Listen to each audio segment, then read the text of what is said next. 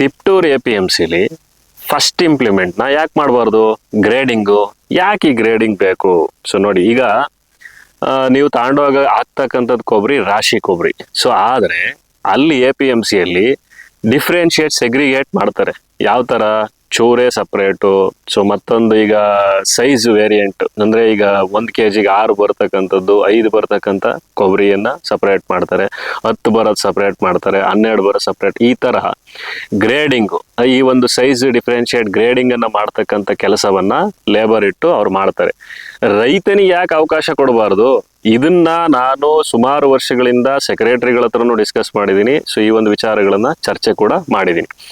ಜೊತೆಗೆ ಕೌಟು, ಚೂರು, ಓಳು ಈ ಒಂದು ವಿಚಾರಗಳನ್ನ ಲೆಕ್ಕಾಚಾರ ಇಲ್ದಲೆ ಯಾವುದೇ ಒಂದು ಇನ್ಪುಟ್ ಎಂಟ್ರಿ ಯಾವ ರೈತ ಕೊಟ್ಟಿದ್ದಾನೆ ಅಂತ ಎಲ್ರಿಗೂ ಗೊತ್ತಾಗುತ್ತೆ. ಔಟ್ಪುಟ್ ಎಂಟ್ರಿ ಮಾಡ್ತೀರಾ ಸರ್, ಇನ್ಪುಟ್ ಎಂಟ್ರಿ ಎಲ್ಲ ಐತೆ APMCಲಿ. ಸೊ ಇದು ನಾನು ಒತ್ತಿ ಕೇಳ್ತಾ ಇದ್ದೀನಿ. ಸೊ ಈಗ ನಿಮ್ಗೇನಾದ್ರು ಇದರಲ್ಲಿ ಲಾಭ, ರೈತನಿಗೆ ಖಂಡಿತ ಲಾಭ ಆಗುತ್ತಾ? ಖಂಡಿತ ಲಾಭ ಆಗುತ್ತೆ. ಯಾಕಾಗಲ್ಲ? ನೀವು ಅವರೇಜ್ ಒಂದು ಮಿಶ್ರವಾದಂತ ಕೊಬ್ಬರಿಯನ್ನು ನೀವು ತಗೊಂಡು ಸೆಗ್ರಿಗೇಟ್ ಮಾಡಿ, ಸೊ ನೀವೀಗ ಅದನ್ನ ಬೇರೆ ಬೇರೆ ರೀತಿಯಲ್ಲಿ ದರದಲ್ಲಿ ನೀವು ಅದನ್ನ ಸೇಲ್ ಮಾಡಿದಾಗ, ಸೊ ಆ ಒಂದು ಲಾಭಾಂಶಗಳನ್ನ ರೈತನಿಗೆ ಸಿಗ್ಲಿ ಬಿಡಿ. ರೈತಂಗೆ ತಾನೇ ಮೇಲ್ ಇರೋದು APMC. ಅದನ್ನ ನೀವು ಕಮಿಷನ್ ಮತ್ತೆ ಟ್ರೇಡಿಂಗ್ ಮಾಡೋದಕ್ಕೆ ನಿಮ್ ಕೆಲಸ ನೀವು ಮಾಡ್ಕೊಳ್ಳಿ ಅಲ್ಲ. ನಮ್ಗೇನ್ ನಾವ್ ಅದನ್ನೇ ಅಬ್ಜೆಕ್ಷನ್ ಮಾಡ್ತಾ ಇಲ್ವಲ್ಲ.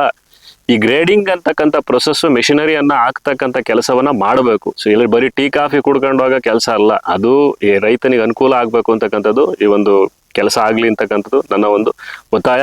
ಸಾಕಷ್ಟು ದಿನಗಳ ನಂತರ ನಾನು ಈ ಒಂದು ವಿಡಿಯೋಗಳನ್ನ ಮಾಡ್ತಾ ಇದ್ದೀನಿ. ನೋಡದೆ ಸುಮಾರು ಜನ ಯಾರ ಮಾತಾಡ್ತಾರ ಅಂತ ಹೇಳಿ. ಸಬ್ಜೆಕ್ಟ್ ನಮ್ದು, ಫೋಟೋ ಫ್ರೇಮ್ ನಿಮ್ದು, ಇಲ್ಲಿ ತೊಂದರೆ ಇಲ್ಲ. ನಮ್ಮ ತಾಲೂಕು ಒಂದಿಷ್ಟು ಡೆವಲಪ್ ಆಗ್ಲಿ ಅಂತಕ್ಕಂಥದ್ದು ನನ್ನ ಉದ್ದೇಶ. ನಮಸ್ಕಾರ.